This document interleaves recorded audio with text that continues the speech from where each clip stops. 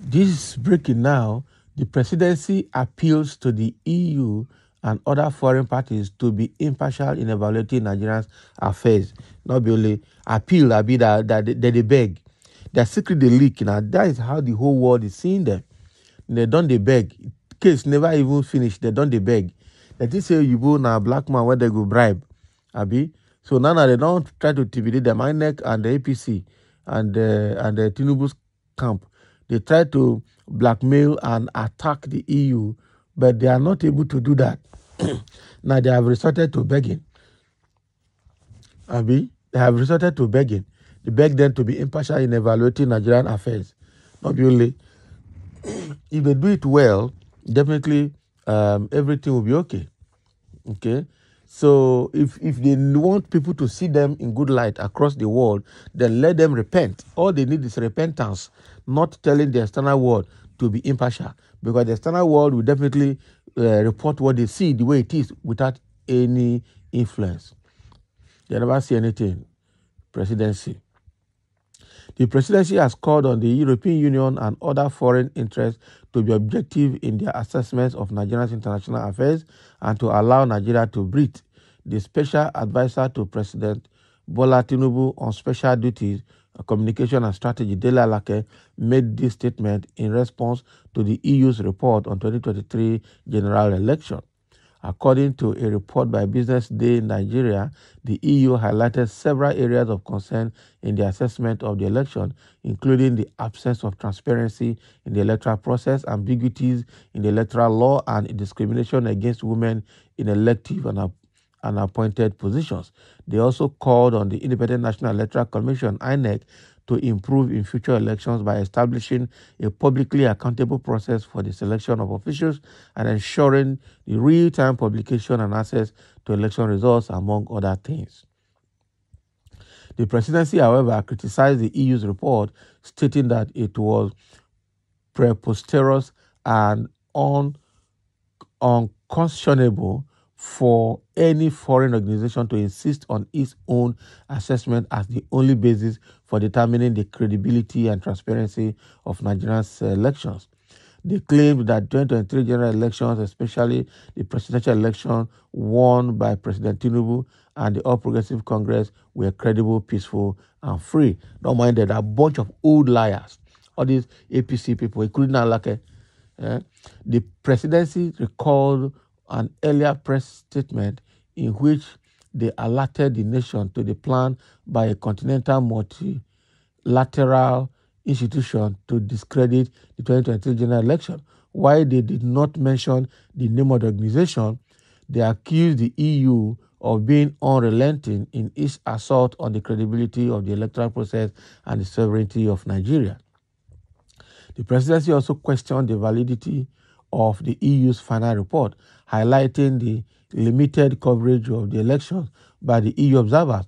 They argued that the conclusions in the report were based on rumors, hearsay, and biased social media commentaries, and that the EU relied on a small number of observers who monitored less than 1,000 polling units out of over 176,000 across Nigeria.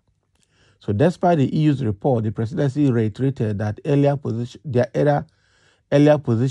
that 2023 general elections were the most transparent and best organized since the return of civil rule in Nigeria.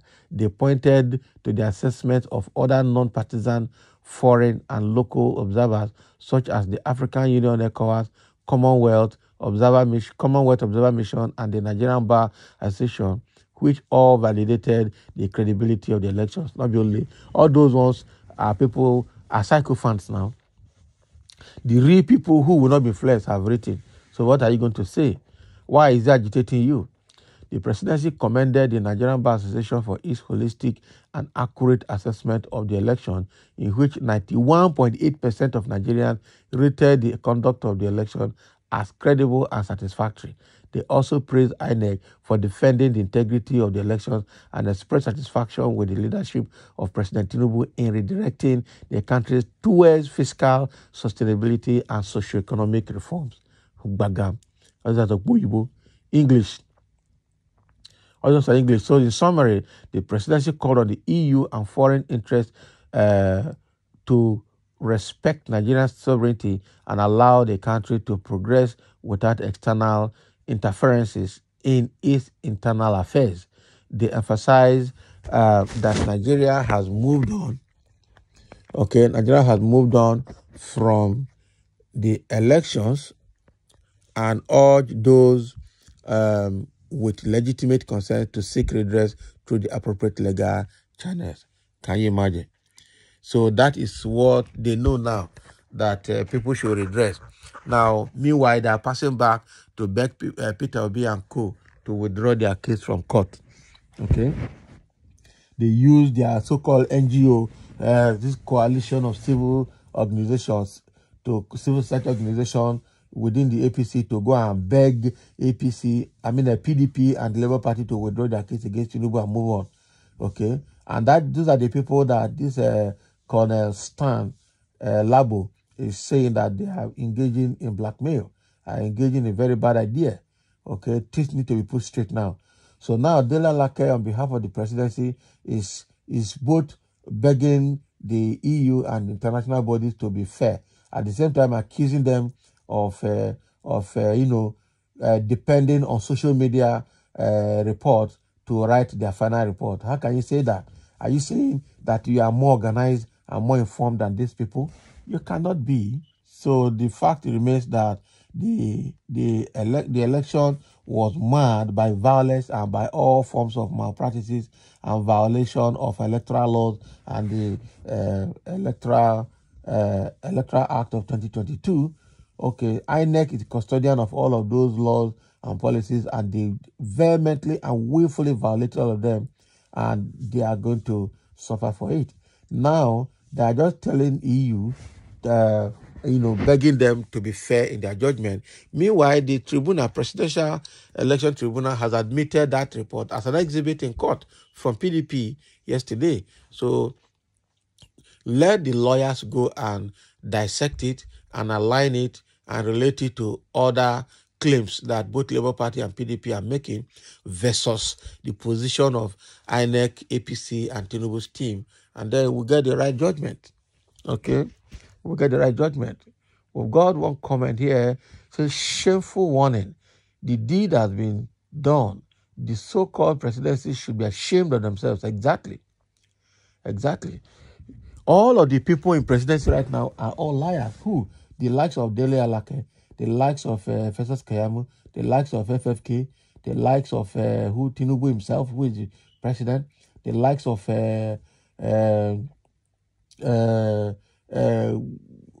look at what Tinubu is doing now, bringing in, he could not carry, what is his name, MC Olomo from Lagos to go and cosplay in Abuja because of that one's level of illiteracy.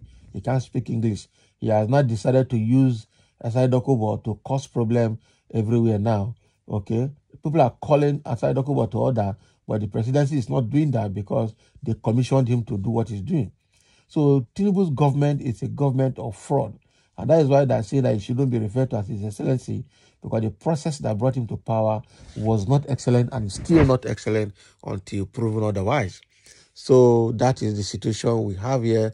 APC is scared, as the presidency is scared now because the thing is going too viral beyond their control. And they really don't know, even their propaganda is finished. They don't even know where to go again. Okay, we just hope that the tribunal will be fair enough to pass the credible judgment that the public is expecting from them. Otherwise, this is the last hope of Nigeria. After now, and if it's not got it right, sorry, Nigeria will descend into a new low, and that will be very, very terrible. Okay, so thank you for listening, and let's have your comment.